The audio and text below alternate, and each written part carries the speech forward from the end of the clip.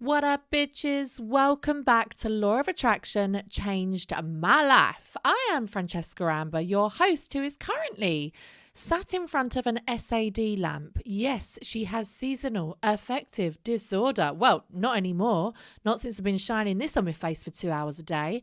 So the other day, I was in the middle aisle at Lidl. Look, don't tell me I don't go anywhere classy. I know how to live. And I saw the SAD lamp and I was like, oh my God. Now, tell me, is this a byproduct of undiagnosed ADHD? I don't know. But I have suffered from SAD, seasonal affective disorder, not getting enough light in the winter, which really affects our mood, for months. And yet there was no part of me that thought maybe I should buy a goddamn lamp to help myself. There was not one part of me until I saw it in Lidl that was like, that's what you need, Fran. So, shout out to Lidl for this absolute bargain at $11.99. If you want one, go check it out. I don't know if they'll have any left. Anyway, I've been having it on for 2 hours a day, and I've got to tell you, it's improved my goddamn mood. I'm feeling a lot better. So there we are. Anyway, today we are talking about big spring energy. Yes, bitches, the time has come. Winter is nearly over. We actually have 2 weeks left. By the way, if you're listening in the Southern Hemisphere, I apologize. I'm sorry. I know this is out of season for you, but just bear with, because over here, we've been dying. We've been dying in this winter. It's been cold. It's been dark. It's been long. Let us celebrate being nearly at the end, okay? So we actually have 2 weeks left of winter. We are currently at the end of winter. That is the mini season that we find ourselves in right now. Winter officially ends on the 20th of March. I feel like genuinely having a party. But you may be seeing signs of spring everywhere already. And we may be in what we currently know as full spring. Full spring, where we think we can go out every day without a coat. We might even be like, oh, I'm going to change over my summer winter wardrobe. No, it's too early. Don't let those crocuses under the trees, daffodils by the side of the road and spring homeware and B&M fool you. Oh no, we ain't there yet. We've still got a few weeks left. So has Mrs. Hinch done a spring decor moment for her front door? That's how you know. That's how you know we're in spring. It used to be that we would look for like the returning migrating birds. Like now, we just check up on Mrs. Hinch and be like, what wreath has she got on her door? Is she still in her winter vibes or is she in spring? It's just the change of the season. It's the change of the times. So we may be tempted to rush into spring, but we're not quite there yet. Yes, winter may have been the longest, darkest, coldest, dullest season for so many of us. But let's remember that it also holds so much wisdom and also gives you so much space and time for what you actually need. I feel like winter is that poem, I'm not the whiskey you want, I'm the water you need. Has anyone seen that meme? It's not the whiskey we want. The whiskey is the summer, the going out, the living our best lives, hot girl summer. But the winter is the water we really need. It's the rest that we need. Our lives are busier than ever. They are busier than ever. That is undeniable. In the olden days, people maybe went out for dinner on their birthday and they saved all year for one family holiday, which might have been, a few days camping in fucking Bognor or somewhere. But these days, we fill our time and energy with extracurricular activities, days out, trips away, weekend city breaks, maybe a few holidays a year if we're lucky, work, social life, family life, side hustles, hobbies, the gym. Modern life is busy as fuck. And we do this all year. We do it all year without a break. And then as winter comes and it beckons us to just retreat and to rest a little bit, what do? We go into festive overdrive, putting up multiple trees. By the way, this is not just me. It's a goddamn thing. If you are on Instagram, you will notice that so many people now have multiple trees. Look, I'm here for it. I live for it. I love it. But It takes a lot of time and energy. We are filling our children's schedules with festive activities every fucking day, and we're shopping and wrapping into the nights. So by the time January actually comes, so many of us are feeling completely burnt out, and it is no wonder. So just as we are due to start making goals and resolutions for the year ahead and to be like feeling pumped up about, I'm going to like commit to my health goals and everything, this is just the time when we are feeling at our most frazzled, and we need to go into hibernation, take a deep breath and just say, fuck it to everything. Just respectfully, fuck it. Like, no, I am hibernating. So, of course, we can't hibernate in the same way, the exact same way that bears or hedgehogs do, but we do still have our own form of semi-hibernation. I can count on one hand the number of nights out I've had in this deepest, darkest winter. And although the school runs and family visits and obligatory work and soft play dates carry on because toddlers rest for fucking nobody, the rest of the time, I'm just cozy at home, making warming dinners with my family, or snuggled up watching Disney films, or if I'm by myself later at night, murder documentaries. Oh, I have got back into murder documentaries in a big way recently. There's so many good ones. Please tell me, have you watched the British Airways killer on ITVX? Have you watched the Speedboat killer? Have you watched, what's the one I'm watching at the moment, the TikTok killings, the TikTok murders on Channel 5? There's so many. And although Susie Ashworth said they're very bad for my nervous system, they're also weirdly comforting. Can someone explain that to me, how for so many women true crime is comforting? Why is that? Why is it? But either way, there's a lot less socializing. There's a lot less time spent outside. There's a lot less energy consumed as a whole. Even my goddamn wardrobe is in hibernation. I'm telling you, every day, leggings and a sweatshirt. They may vary slightly, but that is how I am living my life every day. I save all of my decision making for outfits for spring and summer and autumn, when I get to choose from an array of dresses and like bright, colourful outfits that I love. But winter, my wardrobe is in hibernation mode. It is so boring. It's just the same every day. But that's absolutely fine, because just as no flower blooms all year round, neither can we. We need, not just want, not just would like, but we truly need this downtime to rest, to restore, to retreat. And as you look outside, you'll see the trees are bare, like the trees are not producing anything right now. They are bare as fuck. The fields lay fallow. I'm lucky enough to live right next to a farm. So my garden borders farmers' fields.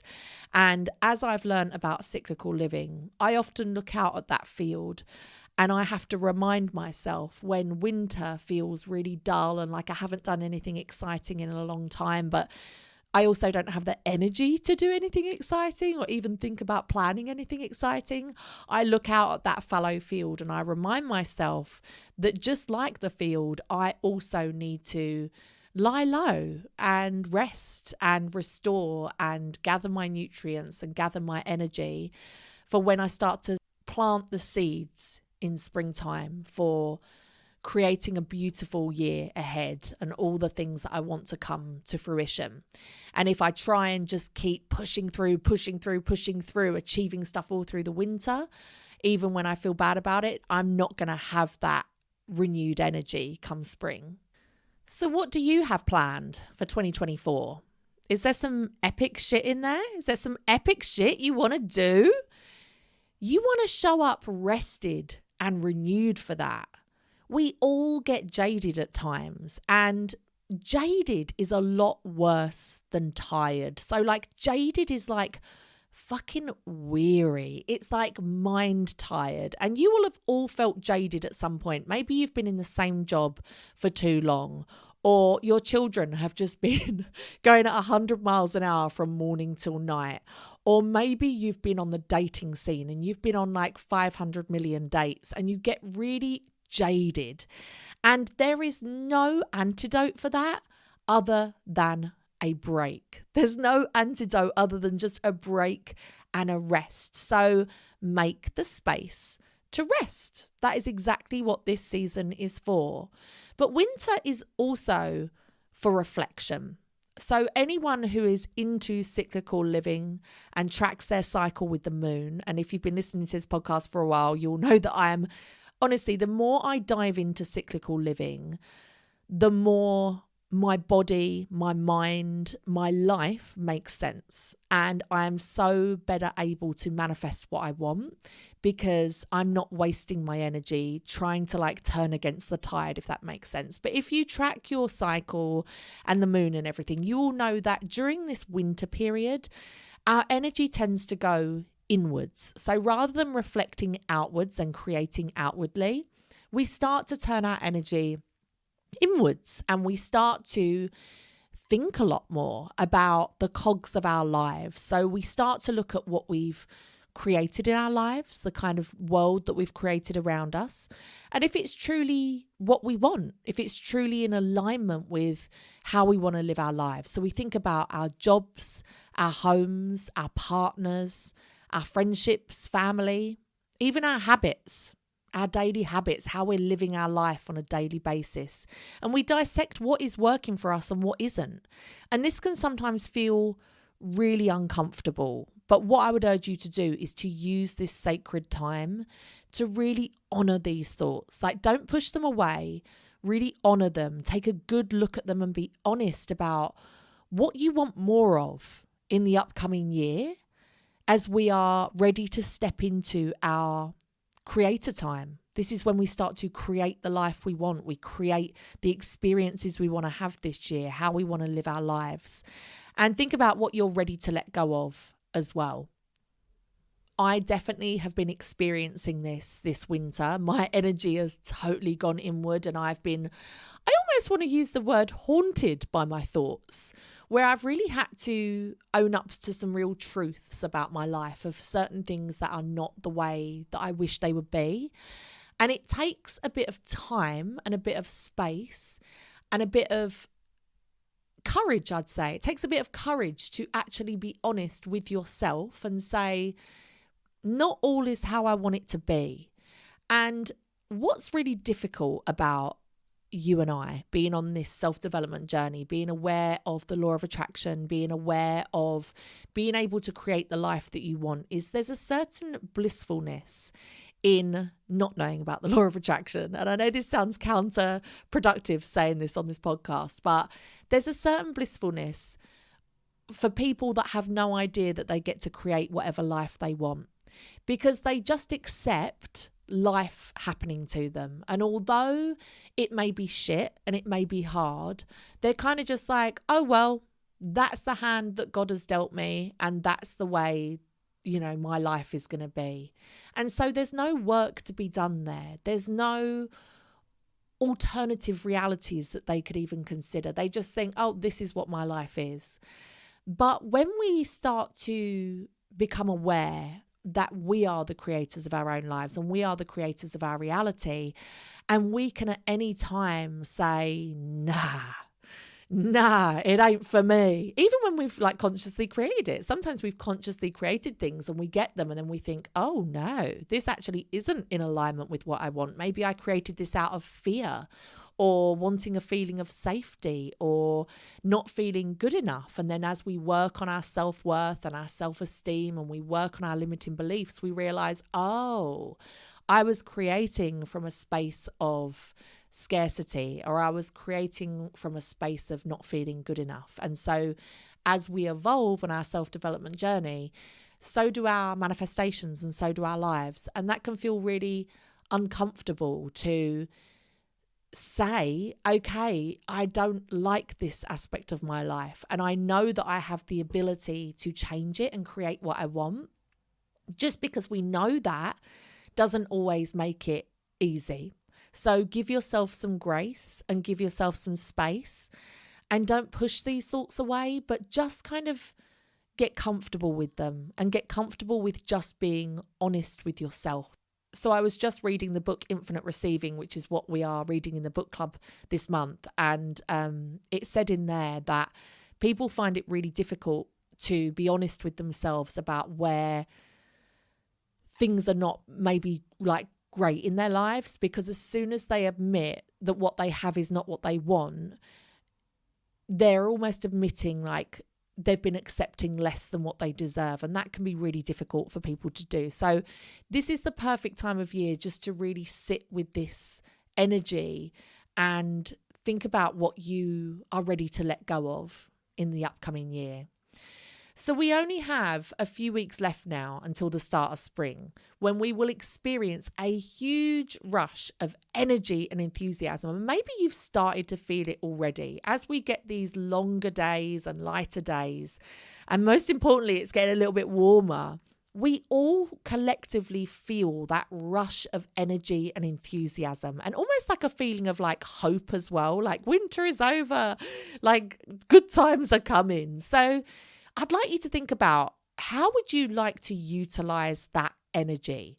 If you know that this springtime, and this is the great thing about cyclical living, is you can start to cultivate and harvest your energy rather than just letting it slip you by. So I'll give you an example of this. If you are a woman and you have periods, and you are into cyclical living in terms of not just the seasons of the year, but also your monthly cycle or working with the moon, you'll know that during ovulation, you have a couple of days when you are really high energy and you are really outward and you want to communicate and you want to just be out there. Now, in the past, because I wasn't aware of this, I wasn't aware of the rhythms of my body and my mind and how it worked, I would use this in quite a not a destructive way, but I would send people really long voice notes and I would just be like talking to my friends, which is, of course, is not destructive, but sometimes I would like contact a toxic dick appointment, you know what I mean? Like a devil dick. And like, that ain't good for nobody. I was using this burst of energy and wanting to be out there and communicate on things that, okay, I take it back. The long voice notes to the friends were not a negative thing, but you know, it wasn't the most productive way. I would contact old dick appointments that I'd be like, shall we meet up? No, Fran, like this is not the way to use this burst of energy. It's so precious. And so once I started to recognize when that burst of energy would be coming, either I would be planning my nights out with my friends because, you know, I'm a single mum. I don't get many nights out, but when I do, I want to have like a great time. And so planning events and things around them would be great, but also planning things with my work around that time. So planning to do launches or batching my social media content, you know, when I feel like I do want to talk and I do want to show up and I do want to be vibrant, like that was a game changer, being able to cultivate and harvest that energy rather than just letting it slip me by. So I'd love for you to think about, as we come into springtime and we're all going to collectively feel that burst of energy as we come into life, like our metaphorical flowers start to bloom. Like, I want you to think about, how can you utilize that? How can you plan for it? What matters most to you? Like, how do you most want to use that energy? So another thing that we can do during this time of year is to create space. And I think I spoke about this on a previous episode a couple of weeks back, but it's so important. I feel like it's worth mentioning again.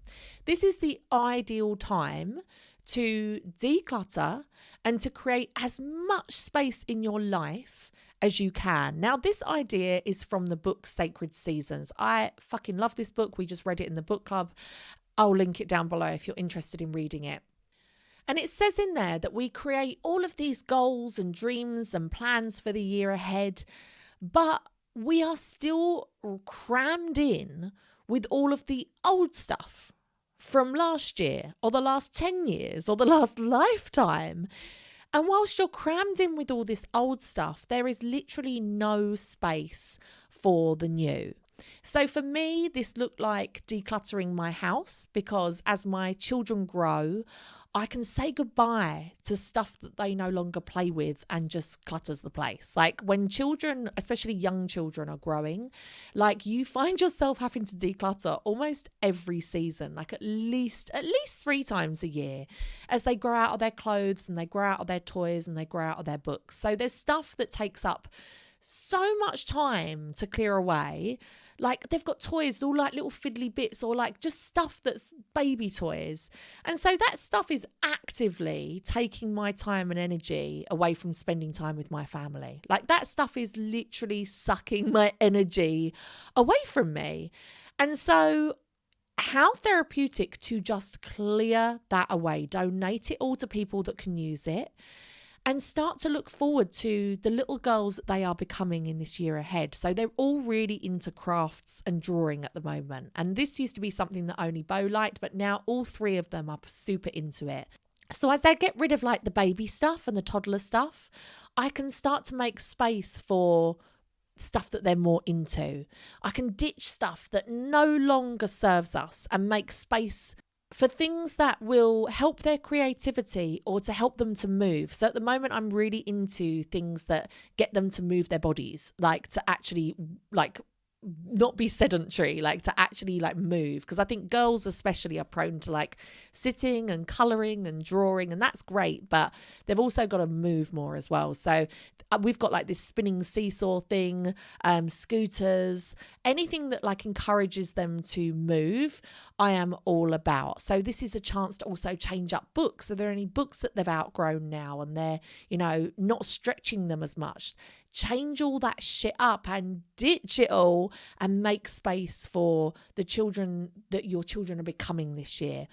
I also get ready to ditch the winter wardrobe. So next month I swap over my summer and winter wardrobe. And as I move all of my winter stuff into storage, I remove anything that I don't want to get out and see again next year. There are so many things that I put away for the winter and then I get them out the following winter and I'm like, what the fuck did I save this for? So dress for the goddamn life that you want. So get rid of anything that you don't want to store and get out and see again next winter. I also decluttered my office and it felt bloody great. Just a little update. Do you remember a couple of episodes ago I talked about designing a workspace for success and I moved my desk eastwards? I'm telling you, ever since I did that, I feel in general more professional, more productive, more motivated. Is it the SAD lamp? Is it the coming of spring? Is it because my desk is facing eastwards? I don't know. Sometimes I think it's a culmination of all the things, you know, like there's no silver bullet. All of these things can really help us. But if you're looking for like a little revamp in your work life, I'm just telling you, you get your compass out, move your desk eastwards and change your goddamn life. I'll leave that episode linked down below as well and you can go back and listen to that. You can also declutter your digital space because Lord knows we spend so much time there now. And I physically got rid of things that were not in alignment with where I want to go work-wise going forward. So during this winter time, I made the decision to get rid of all physical products. And this was for a few reasons. I mean, they were doing well, but I didn't want to feel like I was adding to like my carbon footprint. Like as much as I love physical products and maybe I'll do them again in the future, I just kind of felt like, do you know what? I'm quite happy not having anything, but also I only have so much bandwidth. I only have so much bandwidth for however many projects going on at any one time. And although the physical products were in a warehouse and I wasn't physically packaging and posting them off myself anymore, they were still something that was my responsibility. And I was listening to a podcast the other day by Denise Duffield Thomas, and she likened it to your children being at boarding school. She said, even though, you know, they're off at boarding school and you're not having to make them lunch or make them dinner or teach them, you know, the stuff, they're still your children. Like they're still your responsibility. And that's exactly how I felt about my physical products. I just wanted the bandwidth to create new things in my life. And for me in my work life, that was that I wanted to really focus on money this year. And I don't mean just creating money for myself, I mean, like, I want to teach about money more. That's something that I'm so passionate about, because most of my audience are women. Most of my audience are mothers. For me, that's something that I'm really, really passionate about. And I also wanted to branch out into books and being an author. And so for me to do that, I really had to release the physical products. That was a very intentional thing that I did. So just release. Make as much space as you can in your work life and in your life in general. And as you let go, you can say this affirmation, which again is from Sacred Seasons. I absolutely love it. And it is, I welcome endings to create new beginnings. I welcome endings to create new beginnings. And you can say this as you consciously release things from your business. You can say it as you release things from your wardrobe. You can say it as you release things from your calendar, your social calendar, as you let go of some friendships that maybe you've outgrown. Whatever it is that you are letting go of, I welcome endings to create new beginnings. And this is really the art of intentional releasing. It's not just decluttering for decluttering's sake. You are intentionally releasing things to welcome more in alignment stuff into your life this year. And finally, the last thing we can do with these last few weeks of winter is to rest. That's it. Just rest, declutter and rest. So when spring arrives with its warmer days, we will find ourselves back out in the world, like making the most of it, saying yes, as we should be. This only increases into summer, like the dial only turns up and up and up. These are the seasons of just saying yes to life and going out and living our fucking dreams that we planned in the depths of winter. And this is all right and perfect. That's exactly what we should be doing. We should be living life to the point of burnout. And we just need to really cherish these last few weeks of rest to just make sure that we are ready for that, because that shit's coming. Get excited, it's coming. So just notice your energy starting to return as the days are getting longer. I can definitely feel it. Notice your energy returning, but also honor these last few weeks by really packing away winter, both physically and mentally, and really like preparing yourself to spring into action. So spring officially starts on the 21st of March, which, as I said, is about 2 weeks away. And as we welcome spring, which is the season of awakening, every year spring in the UK is met with like a universal sigh of relief, like, oh, we made it through the winter. And there's a real feeling of like hope and excitement for the year ahead. And so this is the perfect time, the absolute perfect time to set intentions and to set goals for the year ahead. So if you felt too overwhelmed or too tired or too jaded or too whatever in January to set your goals for the year ahead, or to maybe make New Year's resolutions, now is the perfect time. This actually is the start of the astrological year. And January and February were actually supposed to be the last 2 months of the year. That's why Oct actually doesn't mean 8 in the months, it means 10. Oh, that's why they're all jumbled, is because these were actually supposed to be basically we're all out of sync. The year is supposed to start now, essentially, and January and February were supposed to be at the end of the year, like the end of winter, which makes perfect fucking sense, right? So if you have been starting the year feeling like you can't stick to your New Year's goals, you can't stick to your resolutions, like how you are feeling makes perfect sense. If you are now only just starting to get a little bit of enthusiasm and energy to plan your year ahead and to start on your health goals or whatever goals you have, like just know this is the perfect time to be doing it. Your body was right all along. Like just fucking go with it. So my overwhelming goal for the year, my overwhelming so when we do my goal setting party in January, you have like a statement for the year, not a statement. What's the word? Like a motto. And mine is health is wealth. That is my motto for the year. And that is my number one goal. That's my priority over everything else. And I'll be honest with you, the first couple of weeks of January, nothing much with my health goals changed. Nothing much changed at all. And I just felt like, oh God, like it can really get you down, because we are told that the new year is like this time when we get this renewed passion for like setting a goal or achieving something. And there is nothing further from the fucking truth. Like, we are deep in hibernation. We are at the lowest energy. This is when you should not be starting anything like crazy. So this year I did something a little bit different.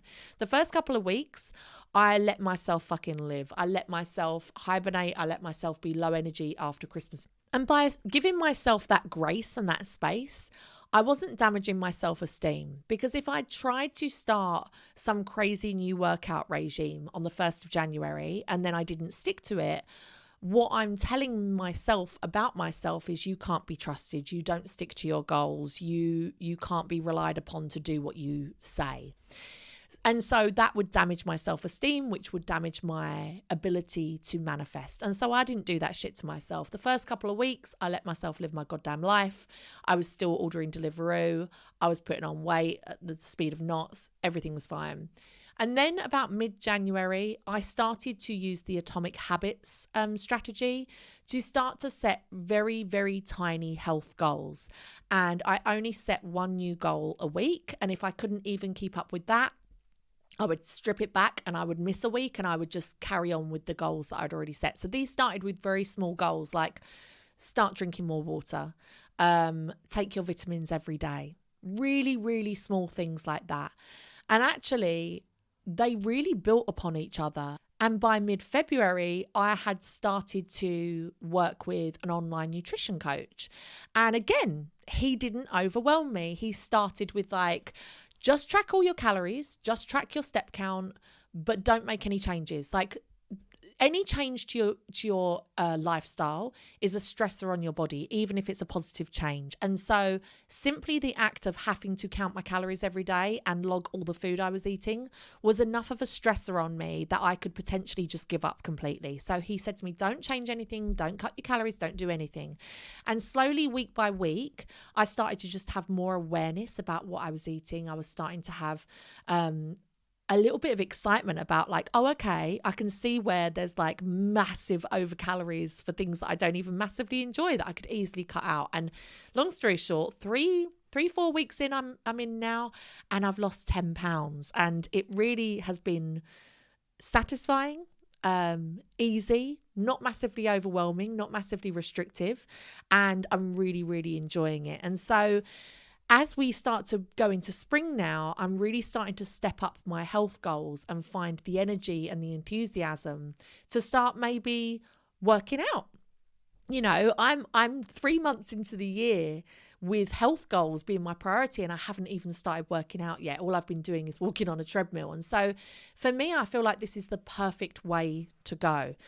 Sorry, I've gone off on a bit of a tangent about my bloody health goals here, but this is the perfect time is what I'm trying to say. This is kind of like your second chance at a fresh start, because we are at the beginning of the astrological new year. This is when the new year should be, according to pagans, and they're always right.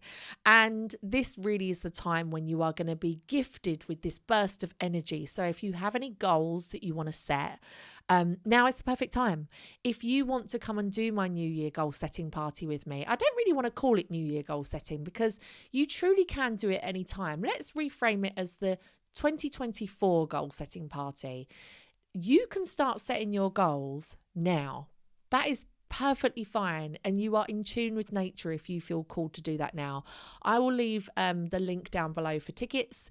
You simply purchase a ticket and you'll be sent a link to I think it's 2.5 to 3 hour video where we go through the entire year and all of your goals in all the areas of your life and how you can cultivate your energy to achieve everything that you want in 2024. There's also a workbook to go with it that is very, very handy. I will link that down below as well. But although I did this in January, I have left a lot of my goal setting undone. I've really allowed myself to use this first quarter of the year to really think about what I want and to set goals as I go. And there's absolutely nothing wrong with that. In fact, I was just talking to the book club bitches just yesterday about my evolution of like planning my year. So I was saying about how a couple of years ago, again, I don't know if this is ADHD or what, but it just didn't occur to me to like massively plan stuff. And I would always see people, going to like Cornwall. I don't know why, but this one always stuck out in my mind, but like going to Cornwall in the summer and having an amazing time. Or when winter rolled around, they'd managed to get tickets to like Lapland or like all these things that you need to book months in advance. And I just think, for fuck's sake, Fran, why can you never get your shit together? Why do you never get to do any cool stuff like this? And then we read a book in the book club called Working Hard, Hardly Working by Grace Beverley. And she just wrote out the cold, hard truth, which is that people that live really rich, fulfilled lives where they're doing fun stuff and going to different places have literally taken the time and the energy to sit down and plan that shit. And that's when I was like, oh my God, it's so simple, but it's so true. And so I started getting into the habit of planning things very early. So Christmas parties was something that I started to arrange with my friends in like September. And it would guarantee that we'd get a great weekend and that it would actually happen and that everyone would make the time to have like a great night out at Christmas. And I started to book holidays to Cornwall in like the January, and I would make sure that I got the best accommodation and I would have the right weekend that we could actually do it. And I became this bitch that was like, yes, I'm actually living like a really great, fulfilled life, doing all these great experiences because I was actually planning it. But then I went a little bit too far. Again, ADHD, I don't know. And I started to absolutely over plan my life. And this is really like the evolution of how this went for me. So I'd start to over plan, and I would plan in so much stuff that I left no space for magic. And now there's another book we read in the book club, Calm Christmas by Beth Kempton. And she really talks about leaving space for magic. And she actually suggests writing it in your diary as leaving space for something magical to happen. I think we can be so tempted, especially if you have young children or especially if you're single, to overplan things so that you don't leave yourself open with, lots of space with doing nothing. And I totally get you. But this year, when it comes to my goal planning for the year, I haven't planned every holiday I'm going to take. I haven't planned every trip I'm going to take. I haven't planned everything I'm going to do because I'm leaving a lot of space open intentionally for things to come to me. And that really goes into our kind of masculine and feminine energy type shit, doesn't it? Like for years, I've been balls deep in my masculine energy, planning everything, making everything happen. And now I'm really about stepping back a little bit, still planning some stuff, but really stepping back and allowing more things to come to me and for people to come to me with things and say, oh my God, this is great opportunity. There's this, there's this, there's that. And so, sorry, again, I've gone on to like a little bit of a tangent there, but I hope that makes sense. So plan enough of your year that you're really excited about things that are going to happen, but also leave a little bit of space for some magic. So we have 2 weeks left of winter. You might want to set a little end of winter, start of spring bucket list. For me, mine is very, very short. Mine is to make the most of the last few weeks of Hygge nights. This is about laying down under a blanket with my candles going, watching crime documentaries. Not feeling guilty that the sun is shining outside and I should be out living life, but just huddled up in my sitting room, nice and cozy, creating space and decluttering. That's something that I'm continuing to do these last few weeks because Lord knows you don't want to be doing that shit in summer when you want to be out there living your best life. I want to clear out my garage ready for summer. My garage has become a dumping ground. As I had all the building work done on my house, it just became an absolute dumping ground. And so I want to clear out my garage because my garage is really important to me in the summer. Now I've got like a swim spa and I seem to have people over all the time, like coming over swimming and stuff. There's a lot of shit that needs storing, there's a lot of like garden equipment that needs storing. And so getting that all decluttered and organized and easy to access is really important for me to live my best summer garden life. I want to de-winter my garden. I want to go out there and de-winterize it and get it ready for spring and get ready to start enjoying it again. I want to do flower photo shoots. So as we see the new flowers coming up, I want to get out there and just photograph it. For me, that's something that really brings me joy. I've already done it with the beautiful crocuses in my village, not very successfully. Crocuses are very low to the ground, and trying to photograph children with very low to the ground flowers is very, very difficult. But one of my favourite ones is when the rapeseed fields start to come up, which I believe is about April or May. So a little way off now. But even the daffodils are out right now. So taking some really beautiful pictures of your children or your dog or yourself, whatever, with all the blossom trees and the daffodils and all that kind of stuff. In fact, do you know what? I'm going to make a note to myself on my Instagram. I'm going to put a little carousel of all of my favourite spring pictures I've taken in the past. I did this a lot when Bohemia was a baby. I took pictures of her in amongst all the daffodils and with the blossom trees, and it's just something. Hawthorn is another thing that flowers really early. It just brings me a lot of joy doing this, and so that's something that's on like my spring bucket list. And to create an amazing Easter weekend with my family. So again, this kind of goes back to that like forward planning kind of thing.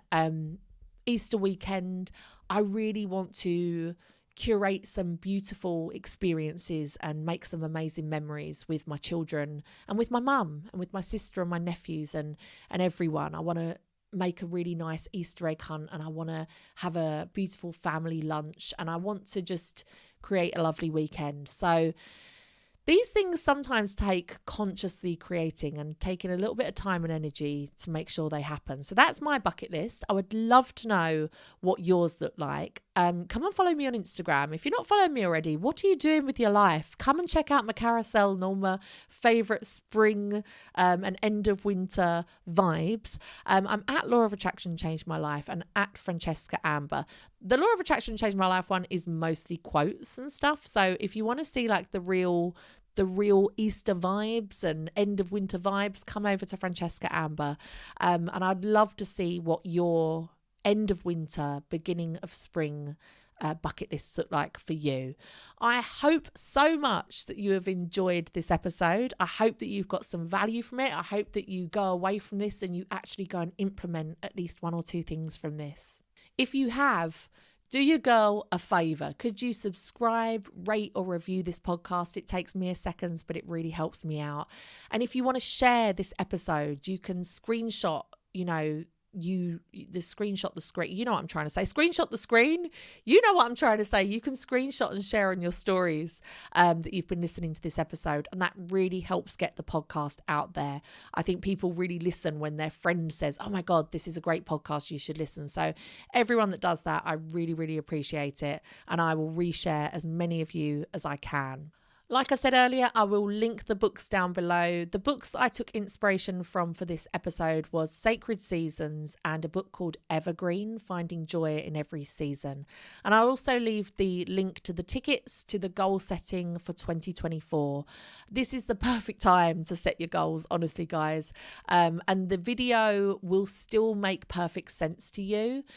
You just will slightly change the timeline of the first quarter. So if you've never done the goal setting with me, I actually love to set my goals in January, and I like to start the process in January because I see the first quarter of the year not as time to really take action myself massively, because I do believe in hibernation and rest, but I start to set the wheels in motion for longer term goals, things that maybe have waiting lists or things where you have to jump through a couple of hoops to get things moving. And so go and check out the tickets for that. It really is, I'm just going to say it here, I think it's some of my best work. People have absolutely loved it. I haven't had any bad feedback. And if you want to make 2024 your year, the year when things finally happen and you're finally living your best goddamn life, then that may just be the thing to help you.